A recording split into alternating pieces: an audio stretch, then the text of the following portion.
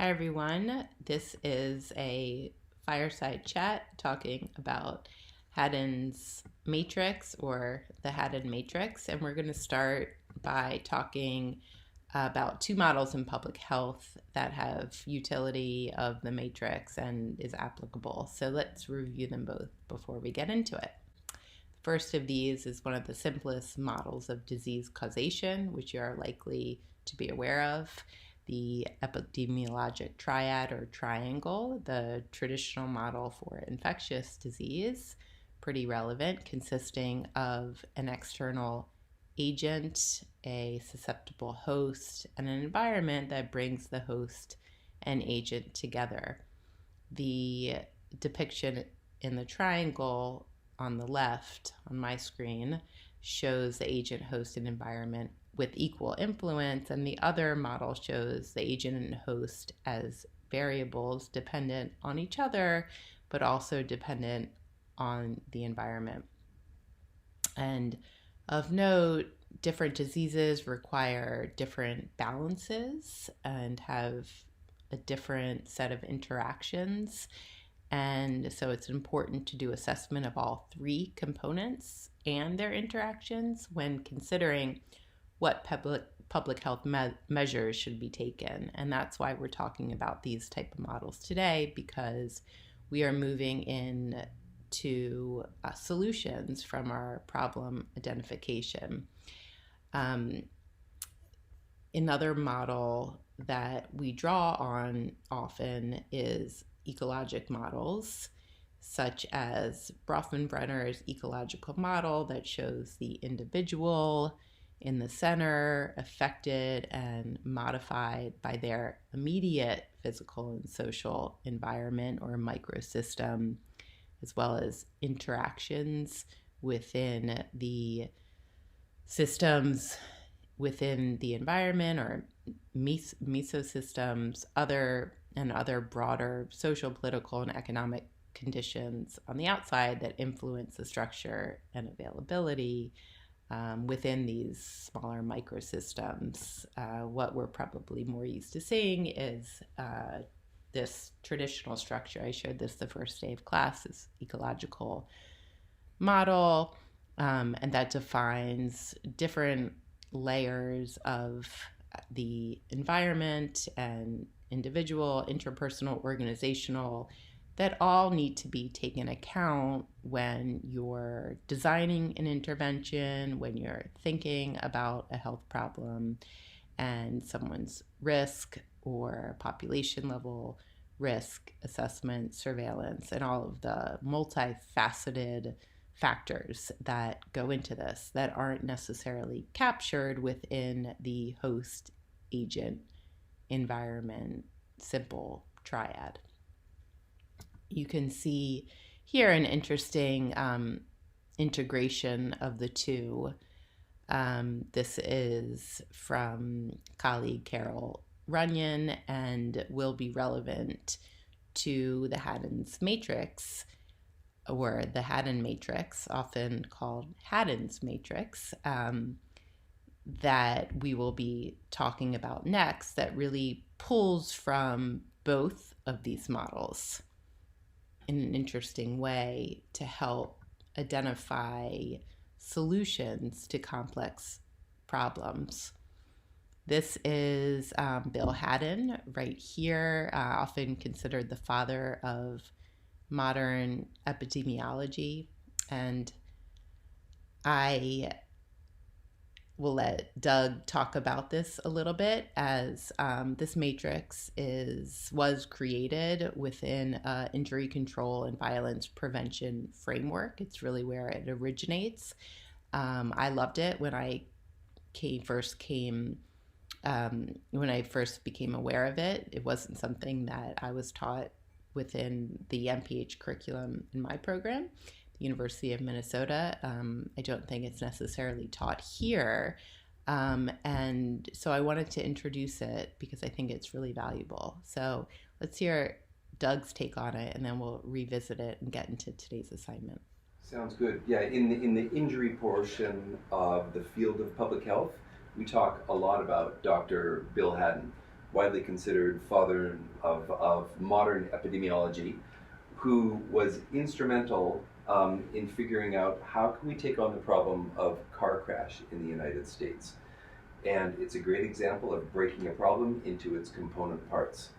And he said, for any given injury problem, motor vehicle crash, for example, let's think about what is happening and opportunities for prevention before the crash occurs, or as the crash is occurring, or after the crash has occurred. How are we going to try to deploy countermeasures? We can try to make changes to the host, that's the person in the vehicle, to the equipment, like the car, and the physical environment and the social environment. And so some of this will jump to mind right away for you because we experience countermeasures every day. Bots Dots is a classic example of a very efficient countermeasure. Dr. Bots worked for the California Department of Transportation, and he is the gentleman who designed the epoxy and found a formula that made those dots stick on the road and not come off. And of course now we see these dots everywhere, and as you're driving, on the right side you'll hit them, and on the left side you'll hit them, and when they do, they alert you that you're drifting out of your lane and you want to come back. So Bots Dots fall into the Haddon's matrix right there. Before a crash has occurred, if those are an element of the physical environment, they can help prevent crashes. And we can think of many other examples. Before the crash occurs, what can we do with individuals? We can provide driver training. Before the crash has occurred, in a vehicle, we can put in anti-lock brakes. So if you slam on the brakes, they don't lock up and you don't go into a skid. As the crash occurs, for example, if we're wearing seatbelts, then we reduce the likelihood of being injured. Now that depends on the host to work. So it's an active public health intervention. It actually takes an individual a little bit of work, not ideal. If we can have a passive public health intervention, like change the equipment to automatically deploy an airbag, that can be even more effective. But we need all of these things to come together to reduce death from motor vehicle crash. After the event occurs, for example, if we have emergency medical services, we can get individuals to trauma centers faster. I'm really glad you can use Haddon's matrix actually. When we think about any injury problem, they can seem so large and untractable that we don't know where to start. Mm-hmm. And Haddon's matrix can really inspire us because we can see if we break down any injury problem into component parts, we see that there are many opportunities to tackle a given part of an injury problem. Because there's no one-size-fits-all silver bullet. Yeah, not at all. And, in some cases, several strategies work, and you'll have to choose one, just like you're going to have to choose in your projects, and then put together in a logic model. So where do we start? Today we are going to start with Haddon's matrix, and we saw the examples with Bots Dots that Doug showed us and how he populated this matrix. We can look at other examples. For example, if you take playgrounds in the US or in other countries and the problem of kids falling, and you begin to plot it out on the matrix, there are individual host factors such as education around safety, pre-event, then of course, during the event, education on strategies of how to fall correctly. Didn't know there were ways to fall correctly. We can look at the agent being the playground in this case, or an unsafe playground, and we can look at pre-event strategies or primary prevention, such as safety grips, or considering the agent still, we can consider during the fall to make it not as bad to not have projections coming out of the playground like you see in that picture. We can look at another example with the coronavirus, and we can start to map that out. You basically can do any problem, but if we were looking at this, let's start with the first column. As the host pre-event, you'll be thinking about risk communication and vaccination for populations that could be affected during the event or in the crisis. You're thinking about decontamination and treatment, and after the event, thinking about health surveillance, mitigation, cleanup. In this case, the agent or the vector is the virus, and you could go through similar pre-event, event, and then post-event categories, environments we've talked about before, and you can do the same thing. I put a picture there of someone being tested, or the concept, the factor, things that you factor in really go in this matrix, and this is testing. And in that case, let's say, for example, somebody was being, it was preventative and they wanted to know if they had the virus, they could get tested, or even if they had symptoms, they go get tested and they didn't have it. So that would be pre-event. But if they did have it, that would be during the event. And then you can use that information to mitigate the contamination and to others. And then, or, testing or test kits can really be part of the physical environment.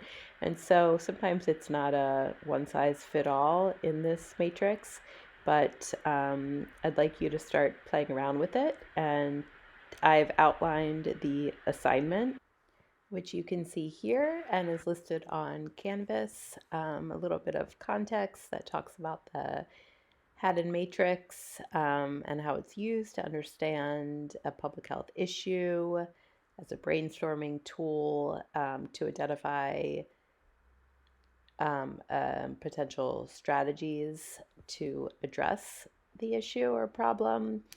So this is a nice tool for both epidemiologists, interventionists, and helps to examine the problem systematically and then to take action. So for this particular activity, you will focus on a specific health problem and then start to populate the matrix and then upload that. Your task at hand is to either use your problem that you've been thinking about and did your lit review on, or to do it with the current pandemic that's going on. I thought that would be fun, but I wanted to give you the option of which one you wanted to do. I love options. So whatever you decide, upload a version with your thoughts, and you can see this activity as well as a handout that talks a little bit about the matrix, and you can go back and you can use the template on the last slide of this video right here as your guide. I'll also post that on Canvas. So have fun with this. This is really a brainstorming tool, and I've said before, class is a good time for you to think. I'd have you work in groups.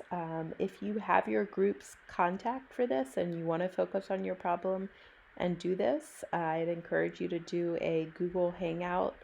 I haven't set up anything to facilitate this on BlueJeans, but you guys are probably more tech savvy than I am, so we can talk about this. So feel free to work with your groups during this last portion of the class.